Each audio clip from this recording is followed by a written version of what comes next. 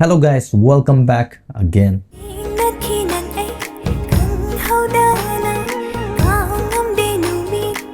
Ngasi mayam punna yengnagadoriba video sidi Sajibu Nongma Panba do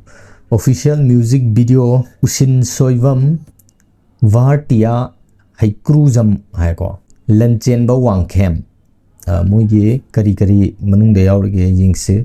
cast Malengamba and Vision introducing Lovely Sorokaivam and Sunanda Samurai Latpom special appearance child artist Thado Isana Ngangom story and screenplay Lanchenba Wangkhem cinematographer choreographer Chauva Hanglem dancer lere cinematography Richman Nauthoiba assistant cinematography still photography color editor singer Usin Soibam and Vartia Prujam. Okay.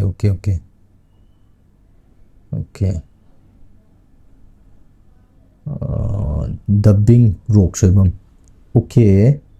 See the Soibam yam yauri lyrics and tunes Usin Soibam Degi music Raju Mutum background music Raju Mutum dubbing Sigi rock Soibam rock Sidi Kangeba Soibam Harak Pajani Koina Malaysia Duga Sigi Ta Tigi video Marte Yankanda Ako Dai Tagal Leva Komagi video da Aduna Ije Ta Tije Ako Daiga Marilina Miro Copras Ije Kang Dreva Ado Yang se Sajibu Nongma Panba se kamain tauge habdo duga yauriba mi singjisu aina khangba mi yaubra habdo yengminar se mayam ado aina sida khangbam di rock soibam je si jim dei khange rock soibam jim di khange ado isai je kamain tauge habdo mayam yengminar se My Kumbi Studio House a Lanchenba Wangkhem Films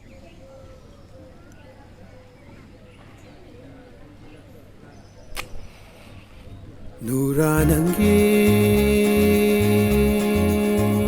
nintivada Startigi moonjide Kuditira Pakanta moini Daibang kaite Koirak pada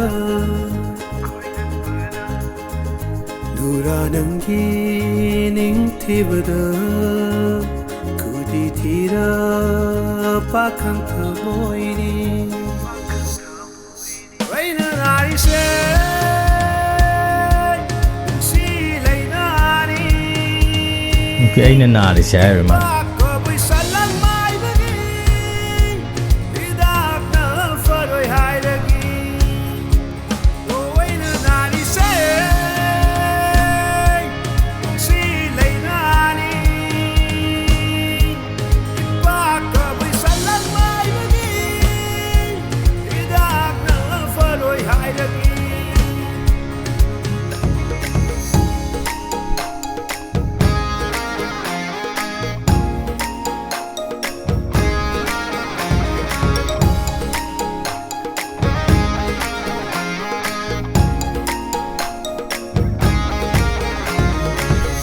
Nakinangay kang haudana Kau ngamde numito Sajibu Nongma Panba Tainao chingi Chingmai duda Ujana leplamba ubada Bakang ay bungaw hanki Nanakta sum chingchin ki Wai nunari se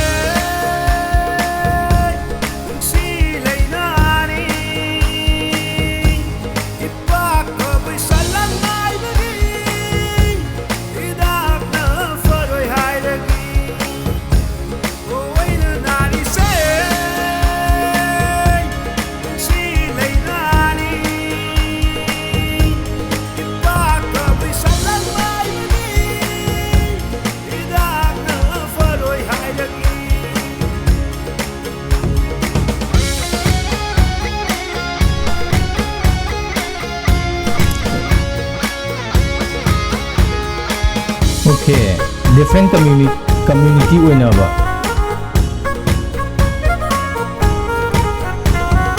Kandri naida Nambu kanano Koida rure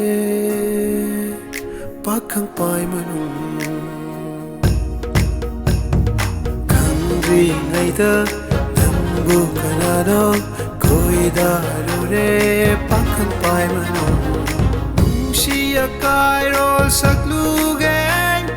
Nujanang buhay na hodoke Mo'y danggi layway na Nushi maruway na hulangge Ay naramle Nushi lay na do Ipu may jokong nang tabagi Hidak na faroy haidai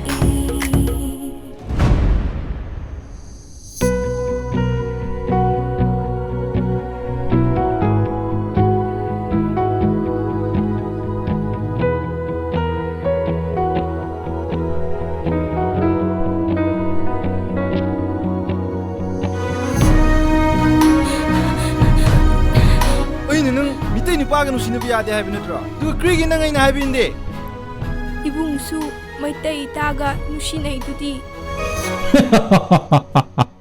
Matok pa niya. Oy na nari se Come down here. Si lay nari Yeah. Ipaka buhay sa'yo Ipay na ito si di. Hidak na faroy haidagi Hinat kinan ay Okay.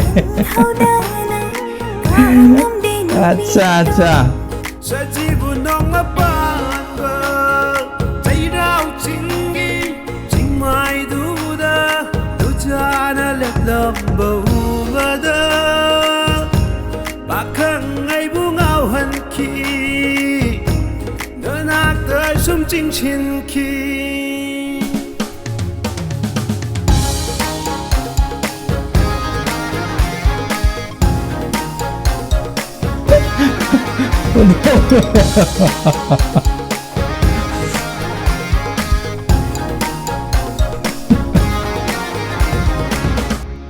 Fast.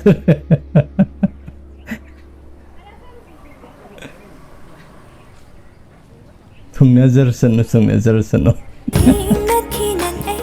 kang haudana Kang amde numito Sajibu Nongma Panba Okay. Mayam punna Sajibu Nongma Panba yengminakre aduga ai mayam honest opinion do pizagi ai gize criticism ne lawbi gano positive oina lawbiyo hadi negative criticism ne lawbi gano constructive oiba mani na lawbiyo hadi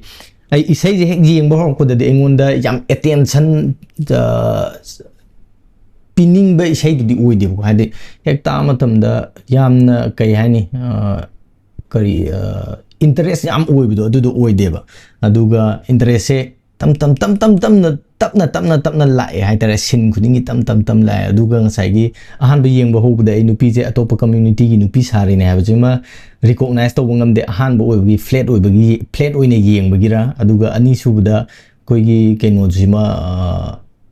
koigi nupi duna dress taklong hong posida twist amo ure ko adagi di interest khanglai lei chale aduga munga saigi best twist se ai di saigi nupi duna macha nupi duna phibiro matungda mabung duna chingthoki kanda mabung duna man hairak pado enangju tamgi chege nungsinari du dina hairak pasigi reply je adi keno sungtong tong de haitare expect sungtong tong de dum chinga pur chakraga somehow film ki type ta man lebi somehow adum amad la flow am the la kadrna khallu bai tare aduga tanja tu da dum dak long twist to we pat si jim di yam phaja bai tare atop da ju udri go si jim di aduga engonda kai hani aina hajab do isai ja hawrak pu da di kitang engonda keno do wale interest to wale aduga lorak paji da di ke hani adi everything ꯑꯩꯉꯣꯟꯗ ꯑꯣꯏꯅ surprise ꯇꯧꯁꯜꯂꯛꯄ ꯍꯥꯏꯇꯥꯔꯦ ꯃꯌꯥꯝꯗꯁꯨ ꯊꯣꯛꯄ꯭ꯔꯥ ꯊꯣꯛꯇꯕ꯭ꯔꯥ ꯍꯥꯏꯕꯗꯣ comment ꯇꯧꯕꯤꯔꯝꯃꯣ ꯑꯗꯣ ꯑꯅꯤꯔꯛ ꯁꯨꯕ ꯑꯣꯏꯅ ꯌꯦꯡꯉꯁꯦ ꯑꯅꯤꯔꯛ ꯁꯨꯕꯁꯤꯗꯗꯤ ꯍꯦꯟꯅ ꯅꯨꯡꯉꯥꯏꯅꯦꯅ ꯈꯜꯂꯦ ꯌꯦꯡꯃꯤꯟꯅꯔꯁꯤ ꯃꯌꯥꯝ ꯃꯥꯏꯈꯣꯝꯕꯤ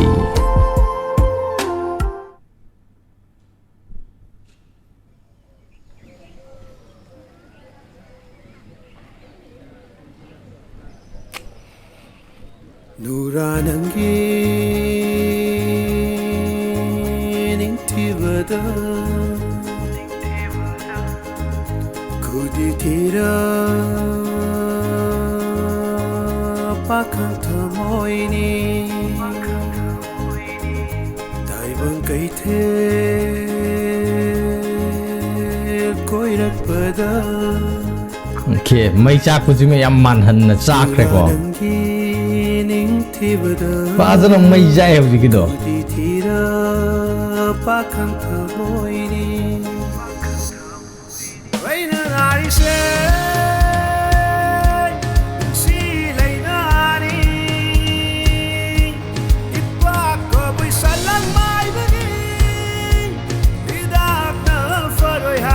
anh đi được tao thì đây em nung ai hết lẽ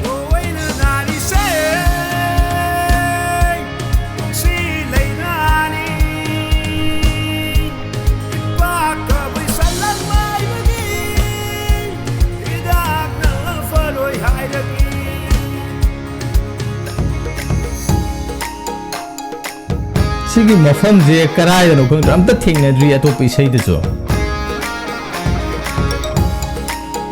okay ure ai na sai understand ta hodam ni sidama nupi je atop community gi dress ya da ka hui gi hai ta re ko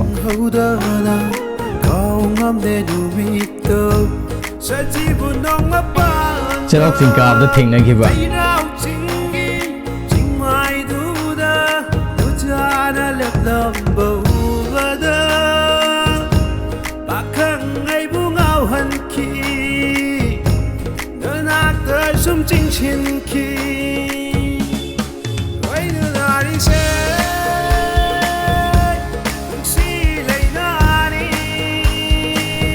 Okay, mabung juga macam nupi juga, ngasai nupi juga pun na, cerok cingkar apa laku jan. Ay nak khat lewa, kamai na cerok cingkar tu nona.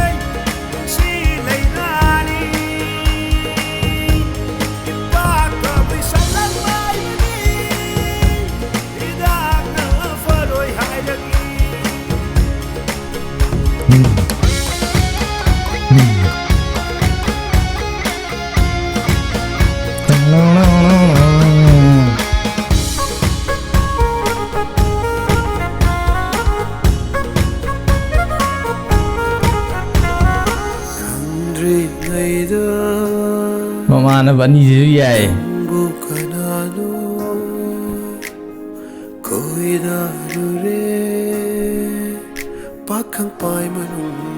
mai ek si am phajai ko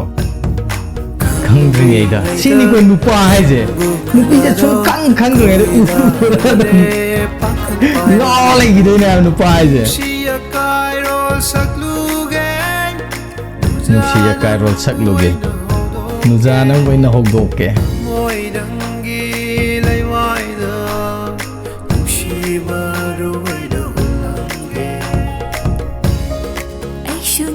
yam phajana sak chal le ha nupi je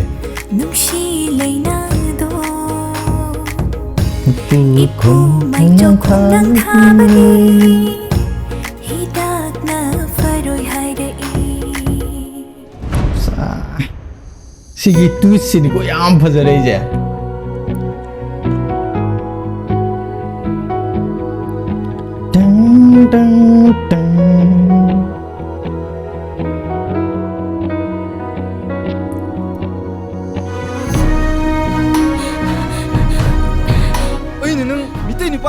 Yade hai binatra tu krigi na ngai na hai binde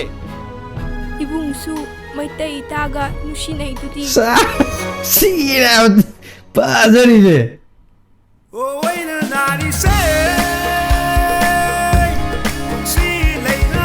nung si lai nani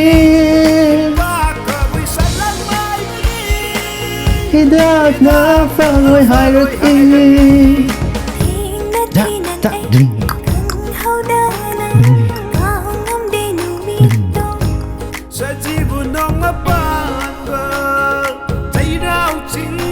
mai duda tu chana lep lom bauda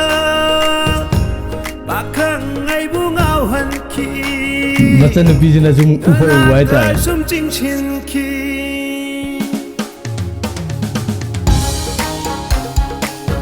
chatlo ibema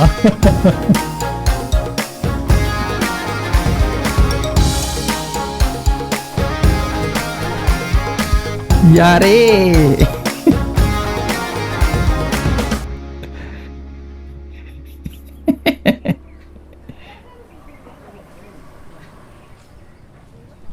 thungna jarasano Ina khi nang ai khăng hau da nang Kao ngam de nu mi to Sajibu Nongma Panba ayam punna Sajibu Nongma Panba yengminakre aina isai anirak yengbagi mamangdasu haijabudune anirak yengdringi mamangdasu haijabudune isai je haurakpadadi kitang engonda keno do watle interest kitang watle duimat anirak yengbasida yam nungai ni yenge aduga haurakpadadi sur chana dabadawna haipet tawdong ma di aina nari se na laurakpai matang do adudu kitang drum ga chana dabadawna man bai tare drum do yam kayani yamna makhon do khoigi tabada kitang engonda lumbado oideba ko ado ai no engonda fawdun ko ado mathangi yenkandadi adu je hana taram bagi changduga kitang di phare ko aduga isai ji mayek sidi mu yam different oi bai tare topga yengna matamda yam nungai mayek sidi aduga yam unique oi bamju uba ko khoige khongnang thabagi se nupi jina sizinnarakpa kabui salang mai bana nupa jina adi different community ani jina tokai sizinnarakpa je siji ma yam phajai ai yona yam chane aduga yam different way atopadagi jo amukta tadra hai tare ayamana koin khali je magi do sizinna bane ko adi kabui salang mai baduna kabui na sizinnarakadra na khan aduga mai chau khongnang thabagina maitai jina sizinnarakadra maitai kabui gi wari ore sije aduna adumaina sizinna bana ayam bane hai tare ore je ado sidadi mu adu je oi 100 dana siji ma yam phajaba aduga ngasai gi plot twist tuma atopada sungyaw yawdra atopada sungteng thengnadri ko ani do dum nungsinaraga chanhangiba man natragana